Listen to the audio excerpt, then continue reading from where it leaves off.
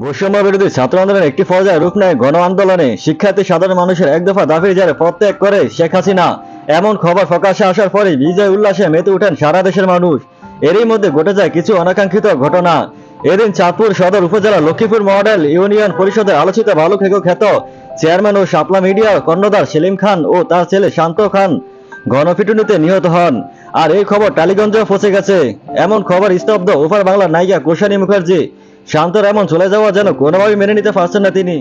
ভারতীয় গণমাধ্যম আনন্দবাজারকে কোষানী বলেন, আমার সঙ্গে ছাড়াও টালিগঞ্জের অনেকেরই শাপলা মিডিয়ার সেলিম ভাইয়ের সঙ্গে যোগাযোগ ছিল।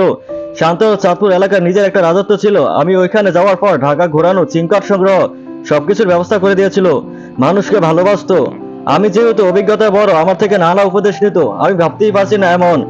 শাপলা মিডিয়ার কর্ণধার সেলিম খানের সঙ্গে ঢালিউডের দেব থেকে শুরু করে বণিক, অঙ্কুশ সবার যোগাযোগ ছিল। ইন্ডাস্ট্রিতে বেশ কিছু কাজ করার কথা ছিল তার। এছাড়া তার ছেলে শান্ত খানের সঙ্গে সিনেমা করেছিলেন কোষানী মুখার্জি ও শ্রাবন্তী চ্যাটার্জি। প্রিয়ারে সিনেমার শান্তর নায়িকা ছিলেন কোষানী। এখন নায়িকা চলে যাওয়ার খবর শুনেই স্তব্ধ কোষানী। বলেন, আমি বিশ্বাস করতে পারছি না এটা সত্যি হয়েছে।